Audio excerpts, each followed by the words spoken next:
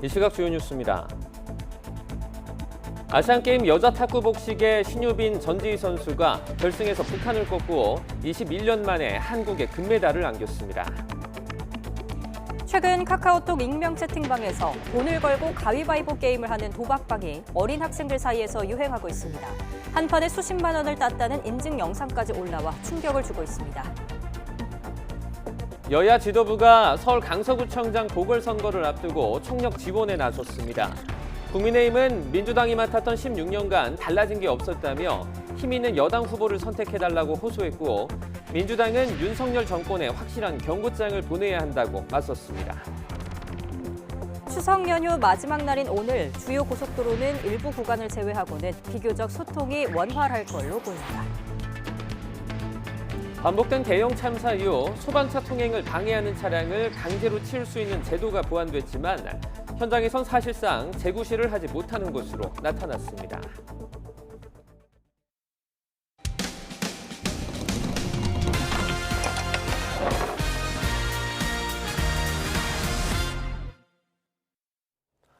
최근 카카오톡 익명 채팅방에서 돈을 걸고 가위바위보 게임을 하는 도박방이 학생들 사이에서 유행한다는 제보가 들어왔습니다. 많게는 수백 명이 한꺼번에 수십만 원씩 판돈이 오가는 경우도 있어 청소년들이 사행성 도박에 무방비로 노출되고 있다는 우려가 나오고 있습니다. 제보는 Y 김태원 기자입니다. 누군가 5초를 세워주자 채팅방에서 가위바위보를 나타내는 이모티콘이나 초성을 보냅니다. 단순한 놀이 같아 보여도 사실은 돈을 걸고 하는 도박입니다. 관련 검색어를 입력하면 단체 채팅방이 줄줄이 나오는데 200명이 넘게 참여한 곳도 있습니다. 한 판으로 수십만 원을 따냈다며 SNS에 올라온 이른바 인증 영상은 조회수만 10만 회를 넘길 정도로 인기입니다. 제가 본 걸로는 20만 원 정도. 돈이 많으면 그 중개자도 끼워가지고 가위바위보 하는 방식으로 되고 있어요. 그런데 대화방에선 학교에서 휴대전화를 쓸 수 있다거나 영어 마을로 체험학습을 간다는 이야기도 나옵니다. 익명이라 누구나 쉽게 접근할 수 있다 보니 어린 학생들까지 도박에 쉽게 노출되는 겁니다. 지금 중학교 2학년이요. 이게 원래 틱톡이라는 곳에서 봐가지고 사람들이 막 하면은 뭐 게임 같은 거다 해가지고 했는데 생각해보니까 도박이긴 하네요, 이게. 복권 등 합법 사행 산업을 제외한 모든 도박은 우리나라에서 처벌 대상입니다. 다만 추석 때 친지들이 모여서 하는 고스톱처럼 일시 오락에 불과한 경우는 예외입니다. 법원은 판돈 규모와 경위, 상습성 등을 토대로 종합적으로 도박죄를 판단합니다. 법률 전문가들은 문제의 가위바위보 방에 참여한 숫자나 액수 등을 미뤄볼 때 도박죄에 해당될 수 있다고 지적합니다. 횟수라든가 판돈이라든가 그리고 당사자들의 관계 이런 것들을 고려해서 정하는 거거든요. 법 형식적으로는 일시오락으로 보기 힘듭니다. 최근 들어 청소년들의 도박 중독 문제는 날로 심각해지고 있습니다. 도박 중독으로 병원 치료를 받은 19살 미만 청소년은 지난 2017년 48명에서 재작년 141명으로 해마다 늘고 있습니다. 또 중독 상담을 받은 청소년들의 평균 연령이 지난 2017년 18.2세에서 지난해 7월 기준 17.6세로 더 낮아졌다는 조사 결과도 있습니다. 카카오톡 측은 해당 문제를 모니터링하고 있다면서도 대화방 내부 참여자가 직접 신고하거나 방 제목에 도박을 암시하는 문구가 있어야 제재할 수 있다고 설명했습니다. YTN 김태원입니다. 농업용 비료를 하늘이 내린 물질로 속여서 투자만 하면 원금을 3배로 불려준다고 사기를 벌인 일당이 무더기로 경찰에 붙잡혔습니다. 피해를 입은 사람은 3천여 명에 달하고 피해 금액만 4천억 원대 이릅니다. 우철이 기자입니다. 지난해 3월 지리산 인근 호텔에서 열린 회사 창립식 겸 워크숍입니다. 업체 회장과 대표 이사 등이 참석해 투자자들을 상대로 사업을 설명하는 자리입니다. 각종 질병을 치료하는 이른바 하늘이 내린 물질로 건강기능식품을 만들어서 세계적인 기업이 되겠다고 장담합니다. 우리에겐 하늘이 내려주신 물질, 황금 풀빛산과 베타글루칸이 있습니다. 자체의 코인과 주식 상장뿐만 아니라 충북 충주 일대의 옥광산과 리조트 매입도 약속합니다. 그러면서 흔들림 없는 투자가 높은 수익을 보장할 것이란 말도 덧붙입니다. 가슴 뜨겁게 기대되지요? 이 모든 것들이 곧 이루어지게 될 현실이 다가오고 있습니다. 여야 실세 국회의원들이 보낸 화환과 축사에다 국민의힘 국회의원, 더불어민주당 국회의원, 세계 최유리 바이오 기업으로 성장하기를 국내 유명 대학과 협업까지 내세워 투자자들을 안심시킵니다. 우리가 생산하는 모든 베타글루칸 원료와 제품에는 서울대 마크가 부착되어 나오게 되고 하지만 모두 사기였습니다. 이들이 사업에 미천으로 앞세운 하늘이 내린 물질은 사실 식용으로는 쓸 수 없는 농업용 액상 비료였습니다. 또 주식 상장을 비롯한 각종 사업, 국회의원과의 연관성이나 유명 대학과의 협업 역시 거짓이었습니다. 지난해 3월부터 9개월간 확인된 피해자만 3천여 명, 피해 금액은 4천억 원이 넘습니다. 원금을 최대 3배까지 불려준다는 말에 넘어가 노후 자금을 쏟아부은 중장년층의 피해가 컸습니다. 다단계식으로 투자자들을 끌어들여 수익과 인센티브를 주고 돌려막기식으로 사기를 벌이다가 발각되었습니다. 경찰은 모두 23명을 붙잡아 5명을 구속했습니다. 특히 범행을 주도한 회장과 대표이사 등 6명에게는 구성원까지 같은 형량으로 처벌하는 범죄단체 조직죄를 적용했습니다. YTN 우천입니다. 울릉도의 유명 관광지인 거북바위 일부가 붕괴해 20, 30대 4명이 다쳤습니다. 바위가 떨어질 위험이 큰 곳이었는데도 관광객이 드나들면서 피해를 키웠습니다. 허성준 기자입니다. 울릉도의 관광명소인 거북바위입니다. 갑자기 우르릉 쾅 하는 소리와 함께 거북바위의 머리 부분이 무너집니다. 근처에 있던 관광객들이 혼비백산에 도망치다 바다에 빠지고 몇몇은 낙석에 파묻힌 차에서 빠져나오려 안간힘을 씁니다. 조금 실금처럼 있더니 진짜 아니나 다를까 어제 바람이 되게 많이 불었거든요. 그 때문인지 모르겠는데 그게 아침에 무너지면서 전기차는 아무래도 앞에 파손이 다 되고 400톤에 달하는 낙석은 바로 아래에서 캠핑하던 관광객들을 덮쳤습니다. 20대 여성 한 명이 머리를 다치는 중상을 입어 헬기로 포항의 한 병원으로 긴급 이송됐습니다. 또 30대 남성 2명과 20대 여성 1명이 경상을 입었고 승용차 한 대가 부서졌습니다. 사고 지점은 평소 돌과 흙이 자주 떨어져 낙석 경고판도 세워져 있던 곳입니다. 산 자체가 제주도랑 달라서 전부 이제 경사도가 높습니다. 높다 보니까 해빙기나 이렇게 되면 작은 낙석들은 수시로 떨어집니다. 뭐 돌 떨어지는 구간이니까 조심하라고 이제 선도 그어놓고 뭐 펜스까지 쳐놓지는 않았지만은. 경찰과 울릉군은 최근 많은 비로 지반이 약해진 상태라며 경고 표시가 있는 곳에는 절대 들어가선 안 된다고 강조했습니다. YTN 허성준입니다.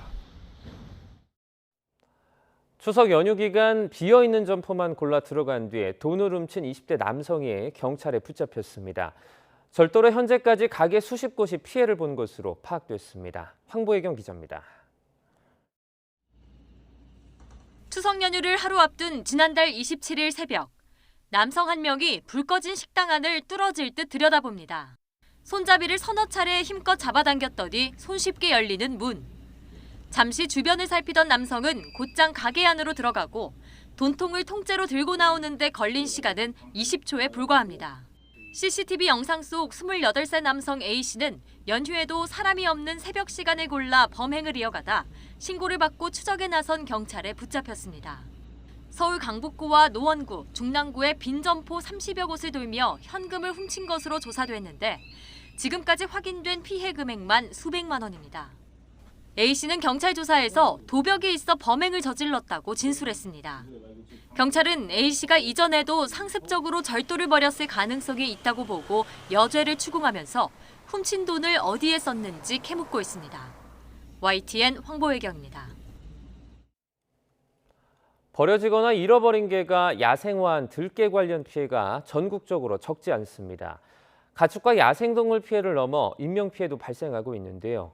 인력과 장비가 턱없이 부족하고 마땅한 대책이 없어 들개 출몰 지역 주민들은 불안해하고 있습니다. 고재영 기자의 보도입니다. 해발 고도 300m가 넘는 제주의 한 마을입니다. 얼마 전 이 마을에 들개 여러 마리가 내려와 집에서 기르는 게 2마리를 습격했습니다. 그 강아지가 그 들개랑 싸워가지고 그 눈도 많이 다치고 다리도 많이 다쳐서 낑낑대고 있는 장면을 제가 보면 너무 안타까웠습니다. 지난해 말에는 피해 주민 남편이 개와 산책하다가 들개에게 다리를 심하게 물려 치료받기도 했습니다. 들개 공격으로 인한 제주 지역 가축 피해도 지난 2020년 21건, 2021년 22건, 지난해에도 33건이 발생하는 등 매년 늘고 있습니다. 다른 지역에서도 들개 피해가 심각합니다. 서너 마리씩 몰려다니며 양계장과 목장 등을 덮쳐 피해를 주고 서울과 인천 등 대도시에서도 사람들을 위협하고 있습니다. 이처럼 전국적으로 들개 관련 피해가 끊이질 않지만 대책은 마땅치 않습니다. 진정제가 담긴 주사기를 넣은 파이프를 입으로 부는 블로우건이나 포획틀을 이용해 들개를 잡고 있지만 쉽지 않습니다. 계속 이동하고 해서 막상 현장에 도착하더라도 개들을 발견하지 못하거나 포획틀을 설치하더라도 이 포획이 실패하거나 그 기간이 오래 걸리는 경우가 많습니다. 이게. 이 때문에 전문가들은 대상 동물의 절반 수준에 머물고 있는 동물 등록을 활성화하고 중성화 예산 증액으로 유기견 수를 점차 줄여나가야 한다고 말합니다. 들개 관련 연구도 부족해 전문적인 실태 조사를 통한 대책 마련이 필요하다고 강조합니다. 들개들을 어떻게 효율적으로 관리할 건가에 대한 대책 마련이 제주도뿐만 아니라 전국적으로 필요한 상태이기 때문에 연구가 필요한 상태입니다. 시골 대도시를 가리지 않고 발생하는 들개 피해. 전국 단위의 들개 생태 조사를 통한 대책 마련이 시급합니다. YTN 고지영입니다. 경북 경산 팔공산에 있는 사찰에 멧돼지가 나타나 등산객들이 공포에 떨었습니다. 어제 오후 3시쯤 경북 경산 팔공산에 있는 선본사에 몸무게 100kg이 넘는 것으로 추정이 되는 멧돼지 한 마리가 나타나 10여 분간 배회하다 사라졌습니다. 당시 등산객과 신도 등 수십 명이 대피할 곳을 찾아 허둥대는 소동이 벌어졌지만 인명피해는 없는 것으로 전해졌습니다. 팔공산 국립공원 관리사무소는 갓바위를 오르는 등산로에 멧돼지가 자주 출몰하고 있다며 등산객들의 각별한 주의를 당부했습니다. 어젯밤 11시 30분쯤 전남 나주 성북동에 있는 5층짜리 아파트 2층에서 불이 났습니다. 불은 30여 분 만에 꺼졌지만 집 안에 있던 20대 남성이 숨진 채로 발견됐습니다. 이 남성은 지적장애가 있는 것으로 전해졌습니다. 경찰과 소방은 목격자 진술 등을 토대로 정확한 화재 원인을 조사하고 있습니다. 긴 연휴가 끝난 뒤 당장 이번 주부터는 여의도 정치권에 시급히 처리해야 할 현안들이 많습니다. 이균용 대법원장 후보자 임명안 동의 표결과 노란봉투법, 방송법 등 하나같이 여야 간 입장차가 첨예해 진통이 예상됩니다. 김경수 기자입니다. 추석 연휴 시작을 하루 앞두고 국회의장과 여야 원내사령탑이 한자리에 모였습니다. 신임 민주당 홍익표 원내대표와 상견례 자리였지만 뼈있는 말이 오갔습니다. 원칙과 상식을 중요시하시는 분이고 합리적인 의견은 잘 경청해 주시고 또 같이 협조를 잘 해주시는 의원님으로 제가 잘 알고 있습니다. 대통령과 정부 여당의 태도 변화를 좀 촉구하는 바입니다. 역대 어느 정부에서도 이렇게 국회와 야당을 무시한 경우는 없었습니다. 여야는 일단 오는 6일 본회의를 열어 이균용 대법원장 후보자 임명 동의안을 표결하기로 잠정 합의했습니다. 지난달 21일 이재명 대표 체포동의안 가결 여파로 사실상 국회가 멈춰서면서 발생한 사법부 수장 공백 사태부터 해결하기로 한 겁니다. 대법원장 임명 동의안 처리를 더 이상 미뤄서는 안 되겠다는 같은 인식을 했습니다. 그래서 국회에서 표결 처리를 통해서 가부를 결정짓는 게 필요하다는 생각에는 여야가 공감을 했기 때문에 신속하게 가장 빠른 시일을 협의한 끝에 과반 의석으로 가결 열쇠를 쥔 민주당이 이균용 후보자에 대해 부적격 결론을 내린 건 변수입니다. 다만 앞서 이재명 대표 구속영장이 법원에서 기각된 점, 그리고 대법원장 공백 장기화 우려 등이 민주당의 선택에 영향을 미칠 가능성도 있습니다. 여야는 이외에도 지난 본회의 때 미처 처리하지 못한 비쟁점 법안 90여 건도 다루기로 했지만 노란봉투법이나 방송법 개정안 등 쟁점 법안은 뇌관입니다. 민주당은 이번 정기국회에서 두 법안을 반드시 처리하겠다며 의지를 다지고 있지만 국민의힘은 필리버스터와 대통령의 제2요구권 건의 등으로 저지하겠다고 벼르고 있습니다. 노란봉투법과 방송 3법 역시 민주당이 의도한 대로 절대로 흘러가지 않을 것입니다. 윤석열 대통령의 추가 개각으로 지명된 장관 후보자 3명의 청문 절차를 두고도 가시밭길이 예상됩니다. 민주당은 신원식, 유인촌, 김행 후보자 모두 자격이 안 된다며 인사검증을 맡은 한동훈 법무부 장관 책임론까지 거론하고 있지만 국민의힘은 국정 발목 잡기라며 반발하고 있습니다.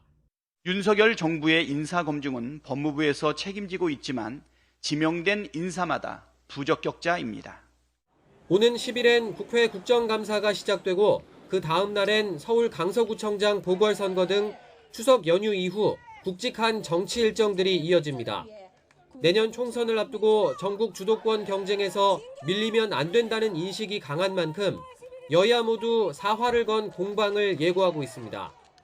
YTN 김경수입니다. 국민의힘 지도부는 재개발 사업을 추진 중인 서울 강서구 모아타운을 찾아 강서구청장 보궐선거에 출마한 김태우 후보에 대한 총력 지원에 나섰습니다. 김기현 대표는 공항동 모아타운 추진위원회 간담회에서 김 후보가 광복절 특별사면 복권된 것을 언급하면서 대통령도 김 후보를 마음에 두고 계신 것 아니겠냐고 말했습니다. 윤재욱 원내대표도 김 후보의 추진력을 뒷받침할 사람으로 김기현 대표가 있고 서울시장도 있고 그 위에는 대통령도 있다며 집권여당 후보가 당선되면 속전속결 처리할 수 있다고 강조했습니다. 박대출 정책위 의장은 민주당이 이번 선거로 정권 심판을 운운하는데 이번 선거는 강서 방해 심판이라며 강서 발전을 그간 가로막고 강서를 소외 지역으로 만든 사람들을 심판하는 선거라고 주장했습니다.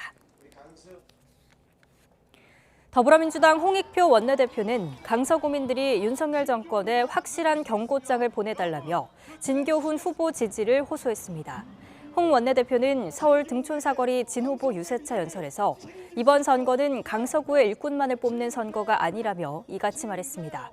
이어 진 후보가 당선되면 윤석열 정부는 국정 기조를 바꿔야만 한다며 무책임한 무자격 장관 후보자들은 자진 사퇴하거나 지명 철회하고 국회가 해임 건의한 국무총리를 해임해야 할 거라고 주장했습니다.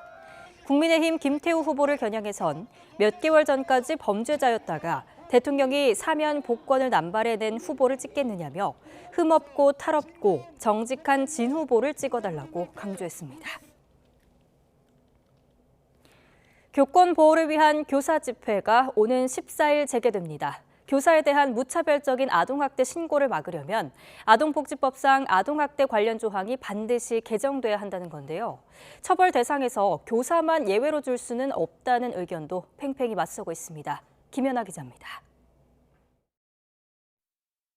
교사들이 검은 옷을 입고 거리로 나선 지 2달. 교사의 생활지도 권리를 보장한 교권4법이 본회의를 통과했지만 교사들은 오는 14일부터 다시 주말 집회를 열기로 했습니다. 아동복지법과 아동학대 처벌법 개정을 위해서입니다. 교원들은 정당한 생활지도는 아동학대로 보지 않는다는 법에도 신고자가 아동학대법상 정서적 학대라고 주장하면 교사는 결국 수사를 받게 될 거라며 무고성 학대 신고에서 벗어날 수 없다고 우려합니다. 법의 악용을 막고 교사와 학생 모두를 지키기 위한 아동복지법과 아동학대 처벌법을 개정하라! 하지만 아동은 모든 학대에서 보호되어야 하는데 교사라는 특정 직군만 면책 대상이 될 수 없다는 반론도 만만치 않습니다. 게다가 교사가 면책되면 다른 아동 관련 직군들이 모두 자신들도 면제해달라며 법을 무력화할 우려도 큽니다. 복지부도 이미 교권4법이 통과돼 똑같은 내용을 아동복지법에 넣어봐야 실익이 없고 직업에 따라 처벌을 달리하는 법은 없다고 지적했습니다. 교육부는 일단 양측 이견을 조율하면서 법 개정보다는 적용에 있어 교사의 피해를 막을 방안을 정착하는 데 무게를 두고 있지만 아동학대 처벌법 위반으로 신고당한 교사의 98.4%가 무고로 드러난 데서 보이듯 무차별 신고가 만연한 학교의 현실과 누구도 교사를 보호하지 않는다는 불신이 겹친 상황에서 합의점을 찾기도 쉽지 않은 상황입니다. YTN 김현아입니다. 지난해 하반기 금융회사들이 앞다퉈 출시한 예적금 상품 만기가 돌아오면서 은행권이 다시 고금리 상품을 속속 출시하고 있는데요. 수신 경쟁으로 대출금리도 덩달아 오를 걸로 보이는데 금융당국도 선제 대응에 나섰습니다. 엄윤주 기자가 취재했습니다. 최근 수신금리가 연 4%를 넘보며 꿈틀거리고 있습니다. 이미 시중은행에선 연 4%대 예금금리가 나왔고 저축은행을 비롯한 이금융권 역시 특판 상품을 하나둘씩 내놓기 시작했습니다. 인터넷 은행들도 예금 유치 전에 뛰어들며 고금리 경쟁을 거들고 있습니다. 이렇게 수신 경쟁이 불붙은 건 지난해 하반기 레고랜드 사태 이후 은행들이 앞다퉈 출시했던 고금리 특판 상품의 만기가 이번 달부터 차례대로 돌아오기 때문입니다. 당시 돈이 부족했던 은행들은 예금 금리를 높이는 방식으로 자금을 끌어들였는데 이렇게 모인 예금 규모만 100조 원이 넘습니다. 이런 뭉칫돈이 빠져나가는 것을 막기 위해 은행들이 다시 예금 금리 경쟁에 나선 겁니다. 문제는 이렇게 수신 경쟁이 과열화되면 자금 조달 비용 증가를 부추겨 대출 금리까지 덩달아 올라간다는 점입니다. 그 부담은 고스란히 가계의 몫으로 넘어갈 수밖에 없습니다. 순차적으로 대출 금리가 또 상승하는 것으로 이어지니까 대출 금리가 올라가면 원리금 상환 부담이 높아지고 따라서 가계들의 소비가 다시 또 위축돼서 경기 회복에 좀 발목을 잡을 수 있는. 이 때문에 금융당국도 선제적으로 대응에 나섰습니다. 다음 달부터 저축은행과 새마을금고 등 상호금융권의 자금 재유치 상황과 금리 수준을 보고받기로 했습니다. 또 특판 예적금을 광고할 때에는 최고금리뿐만 아니라 기본금리도 같이 표시하도록 했습니다. 이 같은 관리에도 은행권의 금리 경쟁은 이어질 수밖에 없을 것으로 보입니다. 이럴 경우 대출금리 인상이 취약차주들의 연체율 급등으로 이어지지 않을까 금융당국이 예의주시하고 있습니다. YTN 엄윤주입니다. 정부의 규제 완화 등으로 주택 구입 자금 수요가 늘면서 은행권 주택담보대출이 1년 새 13조 원 넘게 불었습니다. 한국은행이 국회 기획재정위원회 진선미 의원에게 제출한 자료를 보면 올해 6월 말 기준 예금은행 주택담보대출 잔액은 647조 8천억 원으로 집계돼 1년 전보다 13조 4천억 원, 2.11% 늘었습니다. 지역별로 보면 경기도에서만 4조 4천억 원이 증가해 전체 증가액의 33%를 차지했고 대구, 인천 순이었습니다. 서울은 대출 규모는 207조 3천억 원으로 가장 많았지만 1년 새 7조 5천억 원이 줄었습니다. 수도권 지하철 기본요금이 오는 7일 150원 올라서 1,400원이 됩니다. 청소년 요금은 80원 오른 800원, 어린이 요금은 50원 인상된 500원으로 조정됩니다. 이번 기본요금 조정은 7일 첫 차부터 서울과 인천, 경기, 코레일 등 수도권 전철 구간 전체에서 동시 적용됩니다. 수도권 지하철에서 운영하는 60회 이용 정기권의 가격도 기본요금 인상에 연동해 조정됩니다. 이용 거리별로 1단계가 6만 1,600원으로 18단계는 12만 3,400원으로 오릅니다.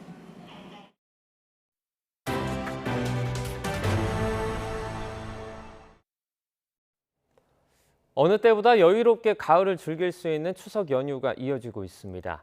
화창한 날씨 속에 자연을 즐기려는 발걸음이 산과 들로 향했고 역사전시관에도 가족 단위 방문객이 잇따랐습니다. 차상은 기자입니다.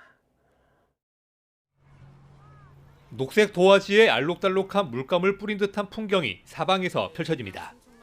파란 가을 하늘 아래 활짝 핀 코스모스와 억만송이 국화는 선선한 바람에 춤을 추며 방문객을 맞이합니다. 하루에만 20만 명이 순천만 정원을 찾아 어느새 완연해진 가을을 만끽했습니다.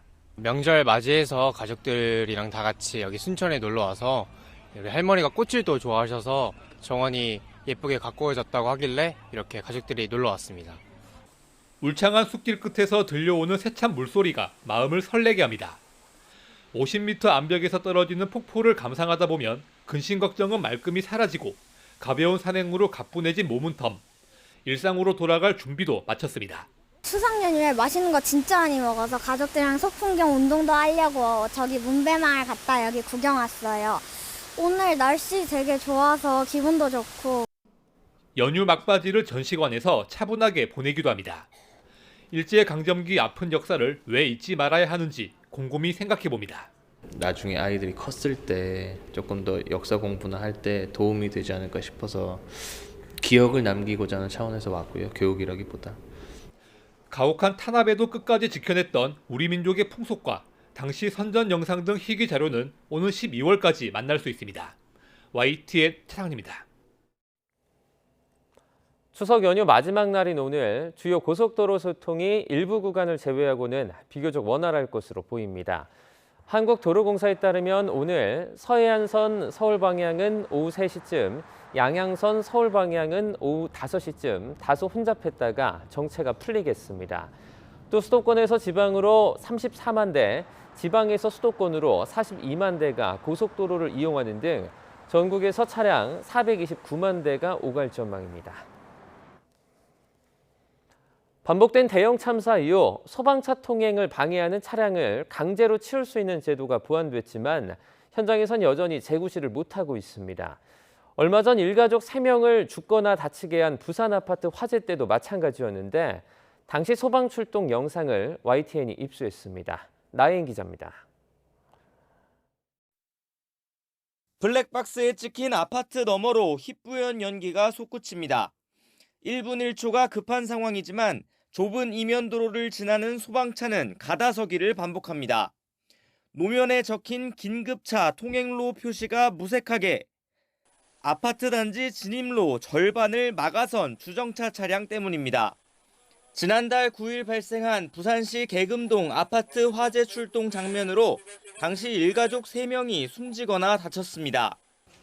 불이 난 아파트 7층에 살던 40대 남성과 장모는 소방차가 도착하기 전 4살 아이를 품에 안은 채 베란다 밖으로 몸을 던졌고 아이만 목숨을 건졌습니다. 119 신고부터 현장 도착까지 걸린 시간은 9분으로 평균치인 7분과 비교하면 2분 차이지만 골든타임은 지난 뒤였습니다. 이처럼 불법 주정차 차량이 화재 진압과 인명구조의 발목을 잡은 건 어제 오늘 일이 아닙니다. 2017년 29명이 숨지고 40명이 다친 충북 제천 스포츠센터 화재 참사가 대표적입니다. 처음에 왔을 때 주차 차량이 있어 주차를 다 빼고 나서 그래도 주차 차량 때문에 굴절차를 전개를 시키지를 못하기 때문에 차량을 빼고 나서 굴절차를 전개를 시켰습니다. 이듬해 소방차 통행 방해 차량을 강제로 치울 수 있는 법적 근거가 보완됐고 소방관 면책 조항도 신설됐지만 지난 5년 동안 실제 강제 처분 사례는 4차례에 그쳤습니다. 강제 처분 전 차주에게 이동 조치를 요구하고 소방서장 등 책임자 지시를 받기까지 절차가 복잡한 데다 민원으로 인한 갈등까지 현실적인 제약이 여전한 상황입니다. 미국 같은 선진국의 경우에는 이동 조치 요구까지 하지 않고 즉시 강제 처분에 나서서 소방차가 최대한 빨리 화재 현장이나 구조 구급 현장에 출동할 수 있도록 하고 있습니다. 현장의 어려움이 해소되지 않는 사이 소방시설 주변 불법 주정차 사례는 매년 10,000건 이상 적발되고 있습니다. 내 집에 불이 났는데 불법 주차한 차주에게 전화를 하느라고 소방차가 늦게 왔다고 한다면 그것을 누가 이해하겠습니까? 과감히 현장에 진입할 수 있도록 매뉴얼을 간소화하는 절차가 조속히 시행돼야 됩니다. 긴급 상황에서 현장 소방관이 강제 처분 조처를 주저하지 않도록 제도를 보완하고 민원 전담 인력을 따로 두는 등 맞춤형 대책이 시급해 보입니다. YTN 나인입니다. 남성만 병역 의무를 지는 현 병역법 조항에 대해서 헌법재판소가 또 한 번 합헌 판단을 내렸습니다. 헌재는 이전에도 여러 차례 합헌 결정을 내렸지만 이번에는 새로운 병역제도 입법 논의가 검토될 거라는 언급을 덧붙였습니다. 최민기 기자입니다. 남성에게 병역 의무를 지우고 여성은 지원을 통해 군복무를 할 수 있게 규정하는 병역법 제3조 1항. 그간 꾸준히 헌법재판소 심판대에 올라왔는데 그때마다 합헌 판단이 나왔습니다. 그러다 지난 2019년 해당 조항이 평등권을 침해한다는 헌법 소원이 또다시 제기됐습니다. 병무를 포함한 전반적인 영역에서 여성의 사회 진출이 활발히 이루어지고 있고 능력 차이에 따라 복무 기간과 내용에 차이를 둘 수 있는 만큼 남성만 군대에 가게 하는 건 성별에 의한 자의적 차별이라는 게 청구인들의 주장입니다. 이에 대해 헌재는 먼저 국가안보를 위해 징집 대상의 범위를 결정하려면 국군의 최적의 전투력을 우선 고려해야 한다고 짚었습니다. 일반적으로 남성이 무기의 소지 작동, 전장의 이동에 필요한 근력 등의 우수해 전투에 더 적합하고 최적의 전투력 확보를 위해 남성만을 병역 의무자로 정한 건 자의적인 입법이 아니라고 강조했습니다. 또 징병제를 시행하는 70여 개 나라 가운데 여성에게 병역 의무를 부과하는 곳은 이스라엘 등 극히 일부 국가에 불과하고 여성의 전투단위 근무도 이례적인 게 현실이라고 설명했습니다. 이에 따라 헌재의 네 번째 판단도 합헌, 재판관 9명 전원의 일치된 결정이었습니다. 현재 시점에서 병역 의무 조항으로 인한 차별 취급을 정당화할 합리적인 이유가 인정됩니다. 다만 이전 합헌 결정 때와 조금 달라진 부분도 있습니다. 헌재는 출산율 변화에 따른 병역 자원 수급 등을 고려하면 장기적으로 양성 징병제 도입이나 모병제 전환과 관련한 입법 논의가 진지하게 검토될 것으로 예상한다고 덧붙였습니다. 사회 상황이 달라지며 기존의 병역 제도가 계속 유지되긴 어려울 거란 현실적인 고민을 담은 것으로 보입니다. YTN 최민기입니다. 군이 장사정포 킬러라고 불리는 KT즘-2 개발에 착수합니다. 북한 최북단 압록강변까지 도달하는 사거리로 고도화되는 북한의 도발 위협에 대한 대응 능력이 대폭 강화될 전망입니다. 임성재 기자입니다. 지난 2010년 11월 북한은 서해 연평도에 포 170여 발을 퍼붓는 도발을 감행했습니다. 갱도에서 후진에 사격한 뒤 다시 갱도로 은폐하는 장사정포가 주 무기였습니다. 이에 대응해 군은 지하갱도한 진지 자체를 파괴할 수 있는 전술지대지 유도무기 KT즘을 개발했습니다. 일명 장사정포 킬러라고 불리는 KT즘은 관통형 열압력 탄두로 지하 수미터를 관통하는데 지난 5월 시험 발사에선 연달아 쏘아올린 미사일이 120km 이상 떨어진 표적을 명중하는 정확성을 자랑했습니다. 현무2 탄도미사일의 기술을 활용하여 고폭탄이나 혹은 클러스터탄 등의 다양한 탄두로 적 진지 혹은 지휘부를 관통할 수 있는 벙커버스터 탄도미사일로 평가되며 특히 정확도가 원형 공산 오차 수미터 이내로 매우 정밀한 타격이 가능합니다. 군 당국은 여기서 그치지 않고 사거리와 관통력을 향상한 KT즘-2 개발에도 착수했습니다. 기존 180km 사거리를 300km 이상으로 늘려 최북단 압록강변까지 사정권에 두겠다는 겁니다. 고정진지가 아닌 이동식 발사대 텔에서 운용할 수 있도록 설계해 기동성과 생존 가능성도 높인다는 계획입니다. 기존 KT즘의 장점을 살리면서 북한 전역에 도달할 수 있어 중심의 적 지휘소와 비행장, 방공망, 보급 거점을 타격할 수 있을 것이란 평가가 나옵니다. 방위사업청은 오는 2027년 말까지 KT즘-2 개발을 마무리한다는 방침입니다. YTN 임성재입니다. 최근 들어 부쩍 잦아진 공개 행보로 김정은 북한 국무위원장의 핵심 측근으로 주목되는 인물이 바로 최선희 외무상입니다. 최 외무상은 5박 6일간의 방로 일정에선 김 위원장을 지근거리에서 보조하며 높아진 위상을 과시했습니다. 최두희 기자입니다. 북한이 전술핵 무기 탑재가 가능한 첫 전술핵 공격 잠수함이라고 주장했던 김군옥 영웅함 진수식. 안전항해를 기원하며 샴페인 병을 선체에 부딪혀 깨뜨리는 의식을 맡은 건 다름 아닌 최선희 외무상이었습니다. 김정은 국무위원장이 참석한 자리인 만큼 김 위원장의 부인인 이설주 여사가 의식을 진행하는 게 관례로 여겨졌는데 최 외무상이 나선 건 의외라는 평가가 나왔습니다. 김정은 동지께서는 함해 무장 체계와 잠함 작전 능력을 의료하셨습니다.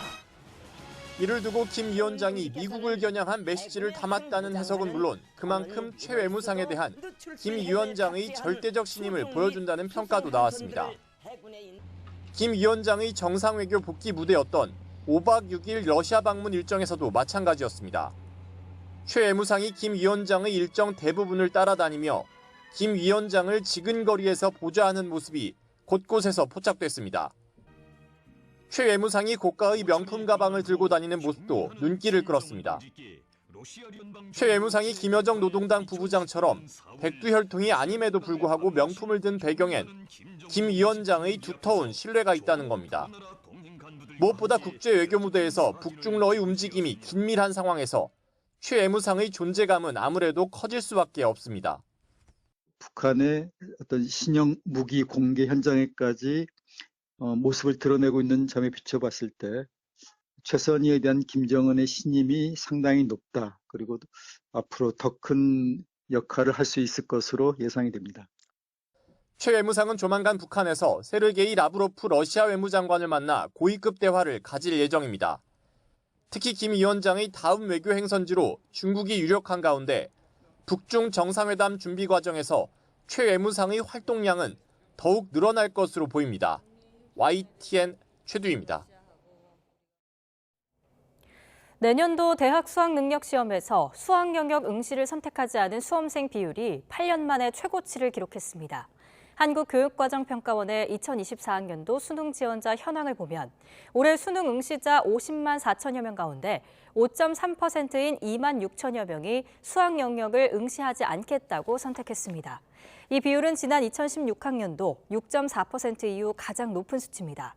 이 같은 현상은 대입 수시 선발 비중이 역대 최고치인 78%에 달하면서 2개 영역만 일정 등급 이상을 확보하면 되는 수험생들이 까다로운 수학을 포기했기 때문으로 분석됩니다.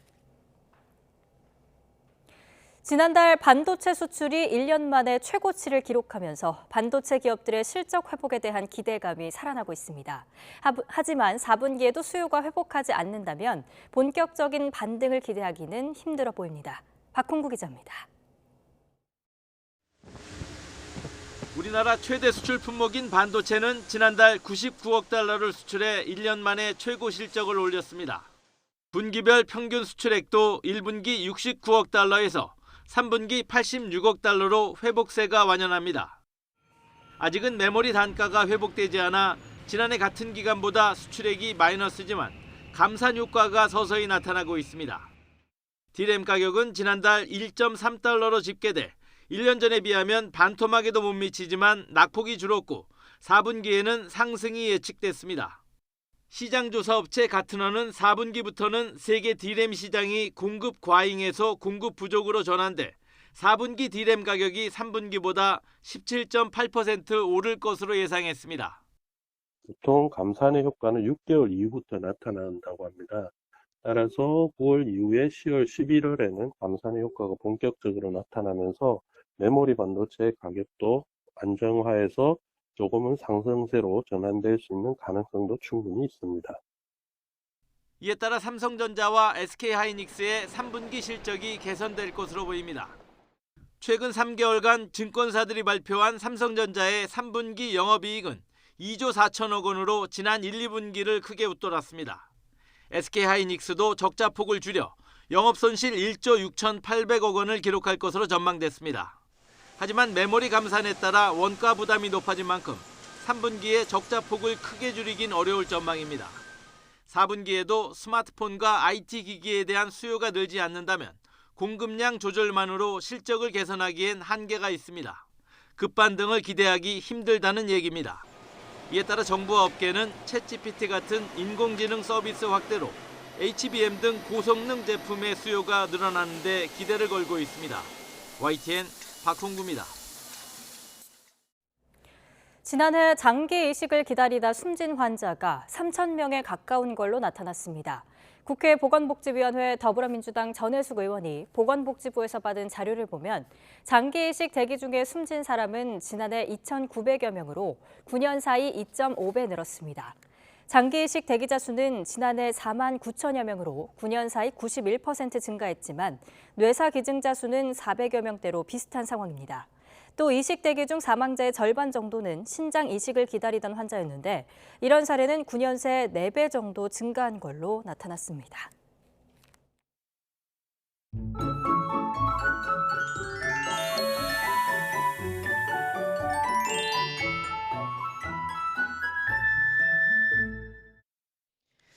개천절인 오늘 아침도 쌀쌀합니다. 현재 서울 기온이 14.6도인데요. 낮 기온은 어제보다 낮습니다. 서울의 낮 기온이 22도로 낮에도 선선할 것으로 보입니다. 종일 옷차림에 신경 쓰시길 바랍니다. 오늘 남해안과 제주도는 비 소식이 있습니다. 오전부터 오후 늦게까지 비가 오겠는데요. 양은 5mm 안팎으로 적어서 귀경길 날씨로 인한 큰 불편은 없을 것으로 보입니다. 현재 기온 살펴보겠습니다. 춘천이 10.8도, 대구가 11.9도고요. 낮 기온은 서울이 22도를 비롯해 청주와 대구 22도로 예상됩니다. 날씨였습니다. 굿모닝 YTN 1부 마칩니다. 잠시 후 5시 50분 2부에서 뵙겠습니다.